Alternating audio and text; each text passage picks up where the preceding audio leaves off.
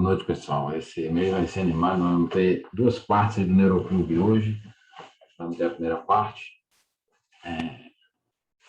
uma apresentação da Gisele Quinalha, segmentação volumétrica do encéfalo com inteligência artificial, a primeira palestra de hoje.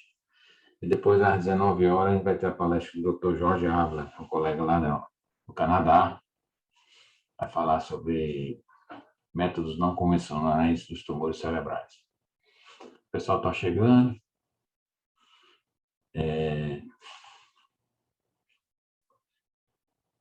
Vamos esperar mais uns minutinhos aqui, mas... Tá tudo bem, Gisele? Tranquilo? Tudo bem, doutor Pablo, obrigada. Obrigado a você pela presença, pela colaboração de sempre, né? Eu que agradeço o convite. Um prazer estar aqui com vocês. Então, a doutora Gisele, doutora Gisele Quinalha, é biomédica, especialista em diagnóstico por imagem, mestre em ciências ambientais, possui grande experiência clínica e docente em ressonância magnética. Tá? Então, o tema da aula dela hoje é segmentação volumétrica do encéfalo com inteligência artificial, é um tema atualíssimo, né? E acredito que a plateia vai aumentar mais ainda, tá, Gisele? E vamos esperar mais uns minutinhos, né? Qualquer coisa eu lhe apresento de novo, tá bom? Sim, fica à vontade.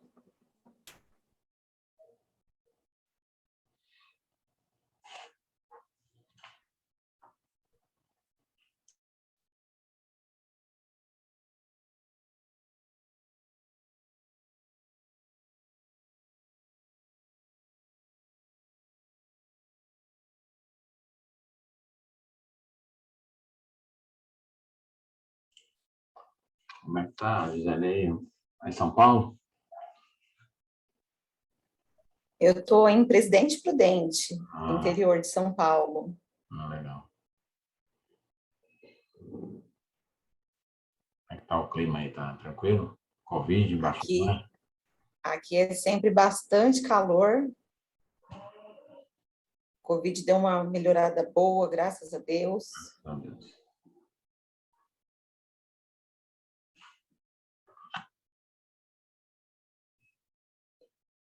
O senhor está em Fortaleza? Estou em Fortaleza.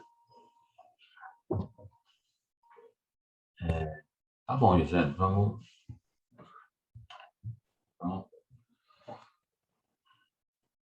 acho que só vai entrando aí. Então, a nossa primeira aula de hoje, o Neuroclube de novembro, vão ser duas etapas do Neuroclube de novembro, essa de hoje, dia 3 de novembro, e a próxima terça, dia 9 de novembro. Hoje a gente vai ter a colaboração da Gisele Quinalha. Ela é Key Account Manager da Intelai Brasil, biomédica, especialista em diagnóstico por imagem, mestre, especialista em diagnóstico, mestre em ciências ambientais, possui grande experiência clínica e docente em ressonância magnética. Gisele, fica à vontade, a palavra é toda sua. Obrigada, doutor Pablo. Gostaria de agradecer mais uma vez o convite. É um prazer estar aqui falando para vocês. Eu vou tentar apresentar de uma forma mais simples e mais breve possível, e gostaria de deixá-los à vontade, caso tenha alguma dúvida, queiram perguntar alguma coisa, se algo não ficar muito claro. Então, como o doutor Pablo disse, eu sou biomédica e eu sou gerente da Intelai, e vou falar um pouquinho sobre a segmentação volumétrica do encéfalo com o uso de inteligência artificial. Para fazer uma pequena introdução sobre o assunto, eu gostaria de explicar como que funciona a análise, né, feita pela Intelai para gerar esse relatório de volumetria, tanto para doenças desmelinizantes quanto para doenças cognitivas. Então, o nosso sistema ele vai se conectar a qualquer equipamento de ressonância magnética, desde que ele tenha de 1,5 a 3 Tesla. E é necessário que ele realize sequências volumétricas, T1 e flare. Essa conexão ela é feita através da nuvem, então, se conectar a qualquer sistema de PACS, qualquer serviço de PACS, é muito simples a conexão, segura. Os dados, eles são anonimizados para serem analisados pela ferramenta, então nós não temos acesso aos dados dos pacientes, e em cerca de 15 minutos, mais ou menos, esse relatório, ele retorna para o serviço, sem a necessidade de qualquer alteração na rotina. Então, através da utilização do nome correto para a identificação das sequências, o sistema ele vai localizar no servidor essa sequência que foi adquirida e vai retornar esse relatório em cerca de 15 minutos, e o médico radiologista, então, vai poder abrir no sistema, junto com as outras imagens do paciente dele, tanto a imagem da segmentação, quanto o relatório, e poder verificar se foi feito de maneira correta, se apareceu alguma alteração, e como que ele deve citar essas alterações no laudo. Aqui tem um estudo que foi feito comparando o sistema da Intelai com outras ferramentas. Então, como vocês podem ver, comparando a Intelai com outras ferramentas que estão disponíveis no mercado, ela tem uma maior precisão, uma maior robustez, e ela é a única que utiliza, que tem uma base normativa brasileira, que isso é um grande diferencial, porque quando é feita a análise do seu paciente, essa imagem ela vai ser comparada com cerca de 2.500 a 3.000 imagens de pacientes da mesma idade. E a nossa ferramenta é a única que utiliza imagens da população brasileira. As outras ferramentas não possuem na sua base a população brasileira.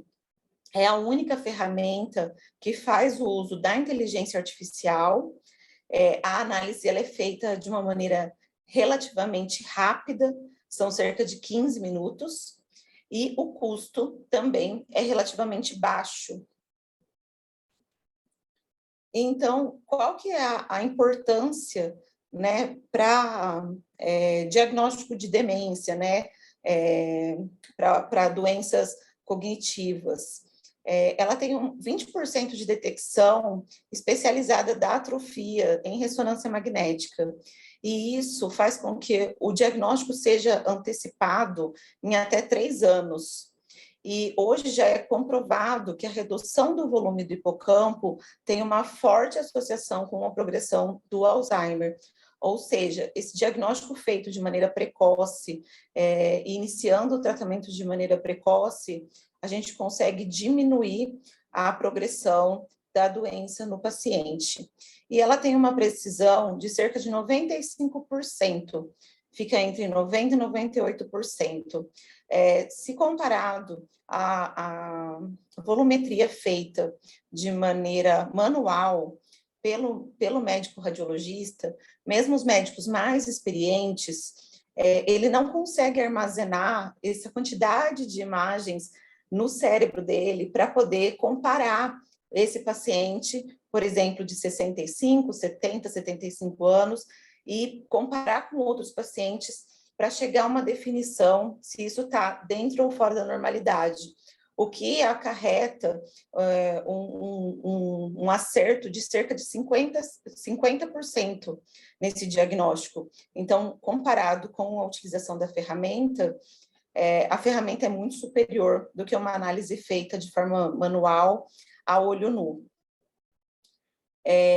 Já no caso de doenças desmineralizantes, a perda do volume cerebral é um importante marcador para medir a evolução, né, a progressão da doença, principalmente se aumenta a quantidade de lesões ou o tamanho dessas lesões. E o grande diferencial da inteligência artificial é que ela vai conseguir medir o volume de cada lesão, coisa que também não é possível ser feita a olho nu de maneira manual.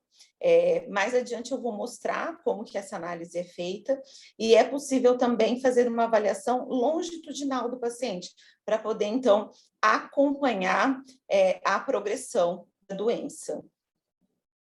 Então, eu vou apresentar como que é gerado esse relatório, mas, independente se é um relatório de volumetria ou de doença desmineralizante, ele é dividido em 4 principais áreas.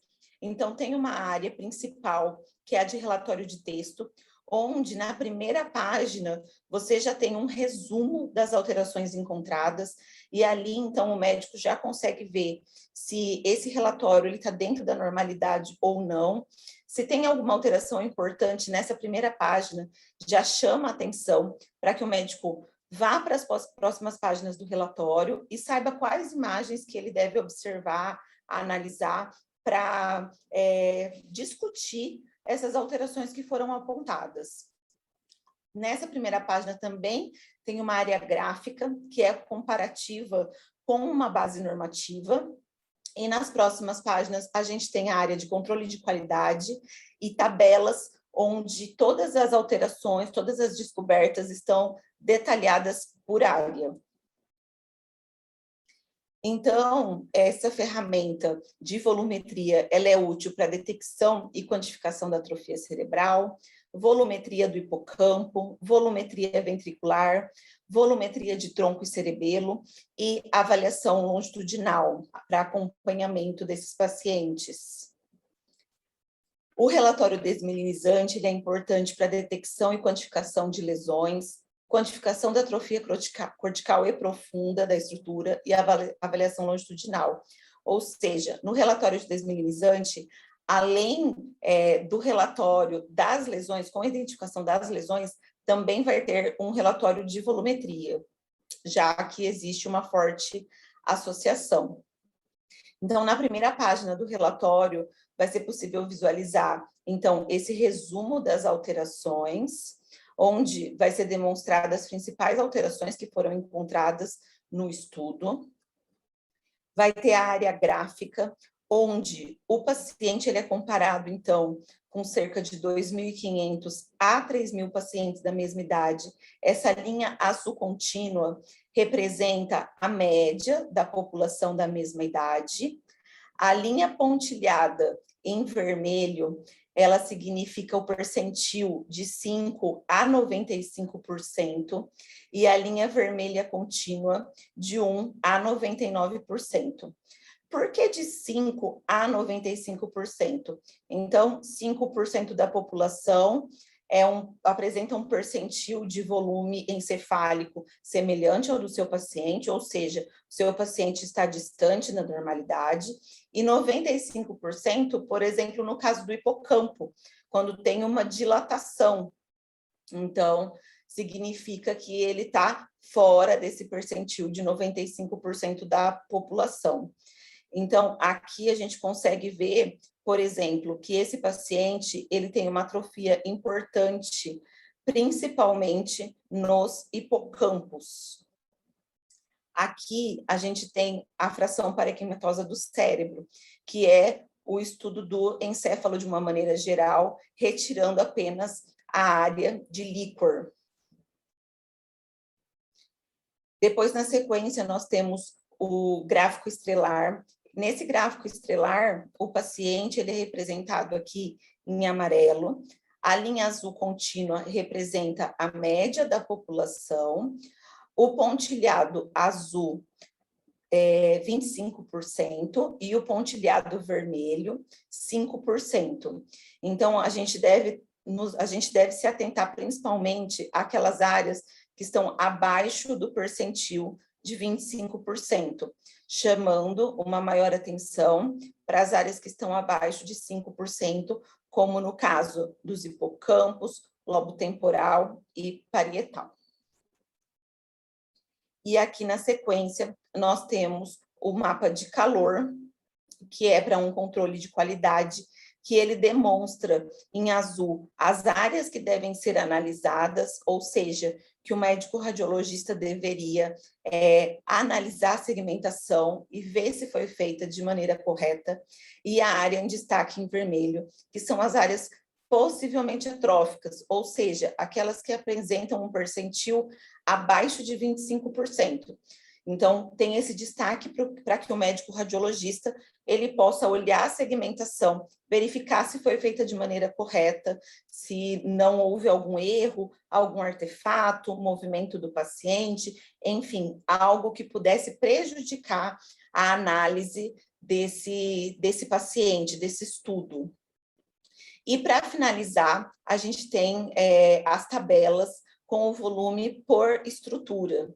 Então, aqui eu coloquei ela de maneira ampliada, e vocês podem observar que a gente tem uma comparação com a faixa normal, de acordo com a idade, e aquelas áreas que apresentam um percentil importante, abaixo de 5%, eles vêm com um destaque, com uma seta, para que o médico avalie com maior cuidado essas áreas que foram destacadas. Então, sempre vai vir sinalizado onde apresenta uma alteração importante.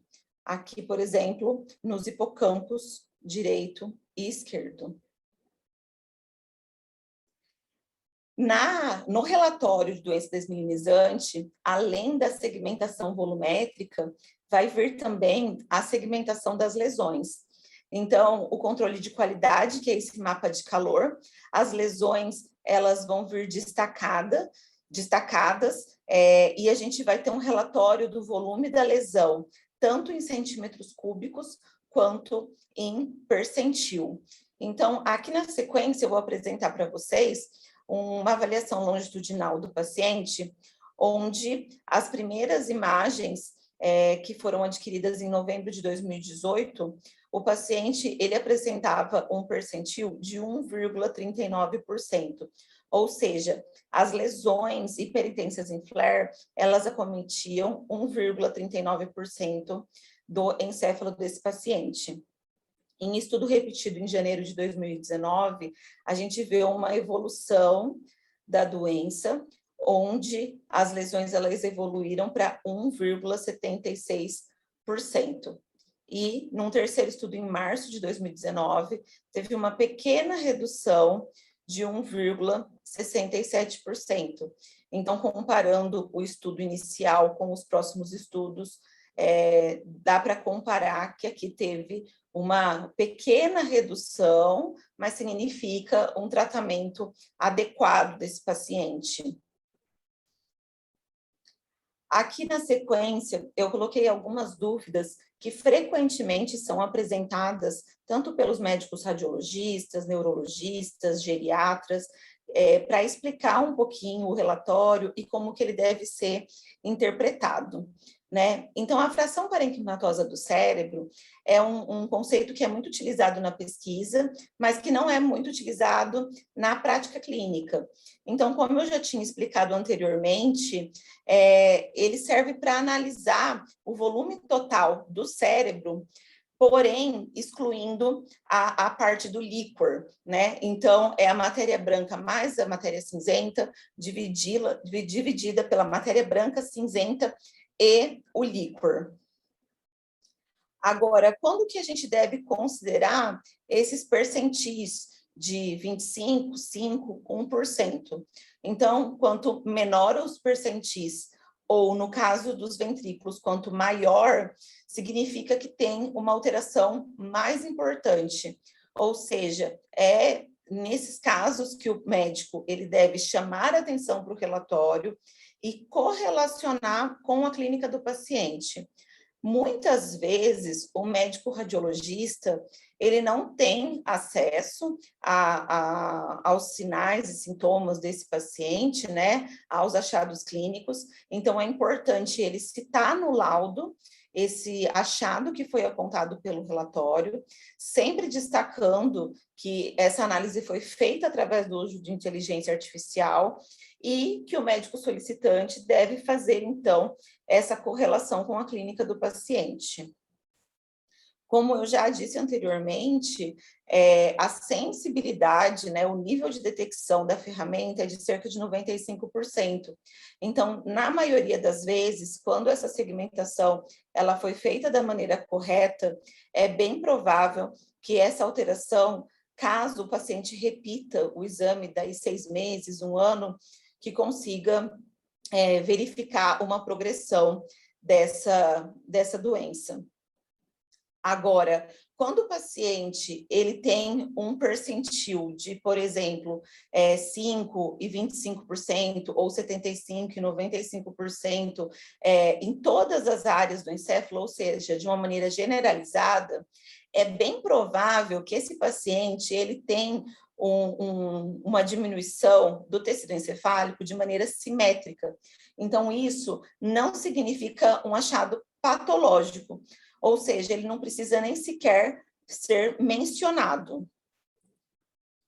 Agora, quando essa alteração ela é específica de alguma área, por exemplo, de uma área do córtex que tem um percentil próximo de 50% ou abaixo de 25%, 5% em algumas áreas específicas, isso deve ser mencionado no relatório, porque provavelmente isso está associado a um achado patológico. E isso se torna ainda mais efetivo quando esse percentil ele está entre 1% e 5%. Então, provavelmente, esse paciente ele já está com uma patologia instalada. Então, nesses casos, é ainda mais importante a correlação clínica e um acompanhamento rigoroso e longitudinal desse paciente. Agora, quando o paciente ele tem percentis abaixo de 5%, 1% em diversas áreas, provavelmente esse paciente ele tem uma queixa cognitiva importante, epilepsia, enfim, ele tem sinais e sintomas clínicos mais evidentes, onde é importante avaliar essas áreas que apresentaram essa atrofia e fazer a correlação com a clínica do paciente para poder orientar o tipo de patologia que está relacionada. Agora, o que acontece se, por acaso, a imagem tem um artefato, seja um artefato de movimento, um artefato metálico, uma área de remoção cirúrgica, encefalomalácia, um tumor, e isso prejudicou a análise daquele relatório. Assim como o olho humano, a ferramenta ela também é suscetível a esse tipo de problema, e por isso a gente sempre recomenda que seja feita, toda vez que aparece uma alteração no relatório, que seja feita a verificação da segmentação das imagens para conferir se isso foi feito de maneira adequada. Como que isso é feito? Então, junto com as imagens do paciente, vai vir as imagens da segmentação. É importante verificar se tudo foi feito de maneira correta. E se por acaso tem uma área com tumor, com artefato, uma área de encefalomalácia, enfim, algo que está prejudicando a análise, aquela área que foi prejudicada na análise, ela não deve ser considerada. Se todo o resto da segmentação estiver adequado, as outras estruturas podem ser consideradas e deve-se, então, excluir apenas aquela área com a alteração. Agora, se por acaso aparecer uma alteração no relatório com a qual você não concorda, na grande maioria das vezes, essa discordância ela ocorre por uma falta de afinidade com o relatório. Por que uma falta de afinidade? Porque no começo é muito comum até acostumar que o relatório consegue, né, a ferramenta consegue detectar alterações que nem sempre são visíveis a olho nu, então existe uma certa desconfiança de até onde que se pode confiar nessa ferramenta. Então, a gente sempre passa por um triplo controle de qualidade. Então, além do controle de qualidade interno da Intelai, é feito um controle de qualidade com cada equipamento que utiliza a nossa ferramenta. Então, antes de iniciarmos essa conexão e o envio desses relatórios, é feito um controle de qualidade de maneira individual com cada máquina, para que diminua o máximo possível a chance de erro. E então, quando retorna esse relatório, a terceira maneira de conferir, né, essa qualidade da imagem é abrindo a segmentação e verificando se foi feito de maneira correta. Na maioria das vezes, se a segmentação está correta, é possível confiar nesse relatório, ou seja, se não tem nenhuma alteração na imagem, se não tem nenhum artefato, algo que possa justificar uma alteração do relatório que não é visível, se não tiver nada, possivelmente a ferramenta está correta, já que a sua capacidade de detecção é em torno de 95%. E o que a gente sempre sugere é que, mesmo que isso não foi visto a olho nu, deve ser mencionado no laudo e mencionar principalmente que isso foi visualizado através de uma análise de inteligência artificial que está descrita no relatório em anexo, tanto no relatório de texto quanto nos gráficos. Uma dúvida frequente, principalmente dos especialistas, dos neuroradiologistas, né, é se na esclerose múltipla é possível segmentar as áreas de black holes. O que acontece? Agora está surgindo uma nova versão do Intelai PIC Neurologia, onde vai ser possível segmentar essas áreas. Então, a ferramenta ela vai ficar ainda mais sensível no diagnóstico e acompanhamento das lesões de esclerose múltipla. Outra questão importante é sobre a relação com o índice de Evans e o ângulo caloso, né? Já que essas são alternativas manuais para análise, né?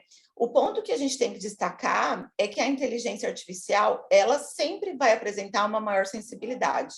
Então, pode ser feita uma comparação, então, principalmente se aparecer uma alteração no índice de Evans e no ângulo caloso, isso vai se mostrar de maneira ainda mais sensível através da ferramenta e possivelmente, após essa fase de adaptação e uma maior confiança na ferramenta, não vai ser mais necessário fazer essas análises manuais. Em relação à hidrocefalia de pressão normal, o uso da inteligência artificial também é muito mais sensível, né? Mais preciso, principalmente porque é uma análise quantitativa e não qualitativa. Aqui na sequência, eu tenho alguns slides que foram fornecidos gentilmente pelo Dr. Chaves, que é o neuroradiologista consultor da Intelai na Argentina, e esse é um estudo que ele apresentou no Congresso de Neuroradiologia da Colômbia. Então, muitas vezes é difícil distinguir entre os scores 2 e 3 com pacientes com mais de 75 anos, ou 1 e 2 para os pacientes com menos de 75 anos. Mas com a quantificação, que ela é muito mais sensível do que a análise feita de maneira manual, existe uma normalização desse percentil e o problema está resolvido. Então, aqui a gente consegue comparar esse estudo do paciente de 60 anos, um paciente do sexo masculino, e aqui um paciente do sexo feminino de 74, onde, na maioria das vezes, né, seria ao olho nu e achar que esse paciente de 74 anos ele tinha uma atrofia mais importante do que o de 60, porém, quando a gente compara com a base normativa, a gente observa que esse paciente de 60 anos, ele está muito fora da normalidade, ele está aqui no percentil de 1%, enquanto que esse paciente de 74 anos, apesar de, a olho nu, apresentar uma atrofia mais importante, ela está mais próxima da normalidade para a idade. Agora, em relação à hidrocefalia de pressão normal em adultos, nós costumamos fazer algumas medidas quantitativas, ordinais ou binárias, que juntas elas vão dar uma ideia se o paciente ele tem ou não achados compatíveis com a hidrocefalia de pressão normal. Então, aqui tem algumas técnicas, né, comparativas, e aí, com a análise quantitativa, feito com o uso da ferramenta, fica evidente que há uma dilatação anormal dos ventrículos laterais, enquanto os volumes hemisféricos eles estão dentro da faixa normativa para a idade.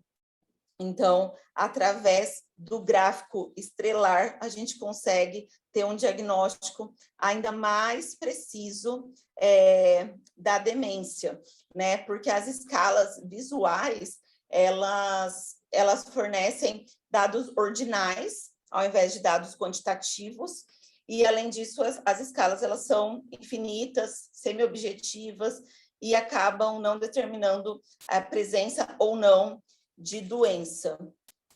Então, é possível notar que nos relatórios tradicionais de ressonância, os pacientes com doença cognitiva, a gente não consegue ter um dado preciso e precoce sobre a presença e a ausência da doença, enquanto que, utilizando a ferramenta, a gente vai ter, então, esses dados quantitativos, que ele pode servir como uma assinatura de uma doença subjacente. Aqui, nesses últimos slides, eu vou demonstrar para vocês que os padrões de atrofia, eles são evidentes nos gráficos estrelares e no mapa de calor, e então a gente consegue confirmar o diagnóstico desse paciente, principalmente quando a gente tem um percentil abaixo de 25% e 5%, como são apresentados nesses gráficos a seguir. Eu finalizo minha apresentação por aqui. Gostaria, mais uma vez, de agradecer a oportunidade. É um prazer poder falar aqui para vocês. Aqui está o meu e-mail e o meu telefone. Se alguém tiver algum interesse, alguma dúvida adicional e não quiser conversar agora, fiquem à vontade para me procurar posteriormente. E tem também o site da Intelai, onde é possível obter mais informações e tirar outras dúvidas. Obrigada. Obrigado a vocês, Gisele. Excelente aula, excelente apresentação, muito didática e muito informativa, né? Se alguém tiver alguma dúvida, vamos aproveitar a Gisele. Caso não tenha dúvida, pode escrever no chat, ela depois responde, ou então entrar em contato diretamente com ela.